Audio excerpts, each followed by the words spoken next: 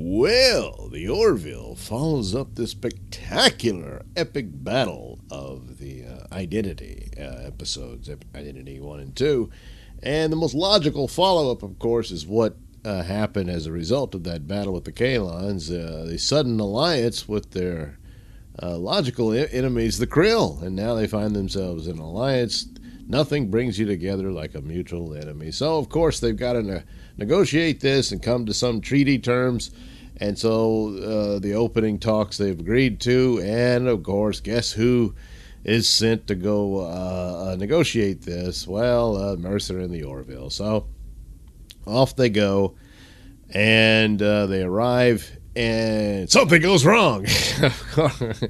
And so right off the bat, there's a shuttle fleeing the Krill ship, and the Krill are firing on it, and then it seeks asylum with the Orville. They bring it on, and then they discover there's this man and a young girl on board, and Gordon discovers the man is his old buddy Oren, who had gotten captured by the Krill and had been tortured in their prison all this time, and lost his wife to them. And so the Krill are saying this guy has been responsible for the destruction of 3 Krill ships, and they accuse him of having a deadly weapon. They search the shuttle. There's no weapon.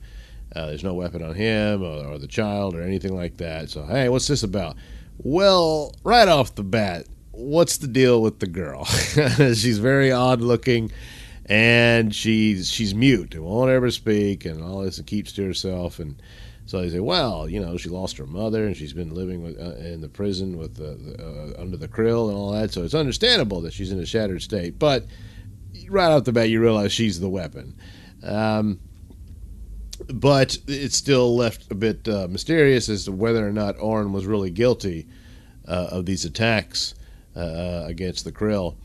And so they've got some time. The Krill gives them time to figure out what they want to do, but if they don't hand him over at that point, then the whole talks and peace talks and everything is off, and just ruin everything. The comedic elements of the show. Before they get to the point where they said, all right, you've got so many hours, and then the deal's off, is that Mercer's trying to figure out what to do, and he has a security chief, hey, do what you can to stall him. So she does. One of the elements is she requires that they give her urine samples. And then they're like, what? so and they don't understand that this is BS, but they do it, And then Mercer, she says, hey, I'm running out of ideas. And I need just another minute, So then the next scene, she's putting a latex glove on. So needless to say, they're already pissed off. So by the time they actually meet with Mercer, they say, look, we want the guy, or there's no treaty or whatever. So then they got to try to figure out what happened. Well, inevitably, Oren, after snooping around where he shouldn't have been and he's acting suspiciously and all that, but he approaches Gordon and he says, hey, man, you got to help me. We're going to steal a shuttle and destroy the Krill ship and all that.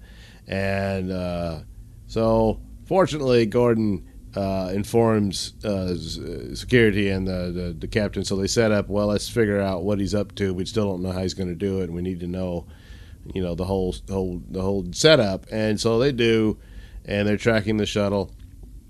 Later on, they discover that how the girl is the weapon is that her blood is explosive, because she's an alien. She's not really his daughter at all. In fact, she kind of looked a little too old to have been this guy's daughter anyway. So, but she's from this alien species, and their blood can become explosive, and so that's what he was doing. So he would drain blood from her, and would make bombs with that.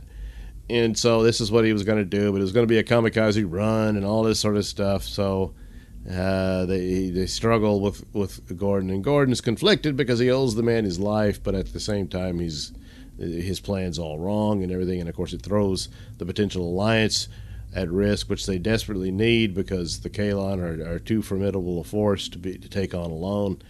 And so it's all very sad, and it handles well. and he can't save Oren. He ends up having to leave the shuttle on his own in a spacesuit, and it blows up. So this is all very sad. Moments of funny and moments of intrigue, mystery, and action, and just a great episode, and almost a quiet follow-up to that big spectacular battle and all they just had. But at the same time, it's still a bit of suspense within the episode. So it's still just a damn good show in the way they handle this, and give you a science fiction trek through the stars, if you will, that some other shows just can't seem to get their act together. So once again, the 5 out of 5 stars. I didn't, I'm sitting there enjoying all of it. I think they fired on all cylinders. I didn't really have anything that made me think, they could have done that better. No, this was a good show. Blood of Patriots is the title. And it also corners the idea of the guy, he was captured. They did brutalize him and all this stuff, but they're stuck in this position, quite the rock and a hard place here, where we need him.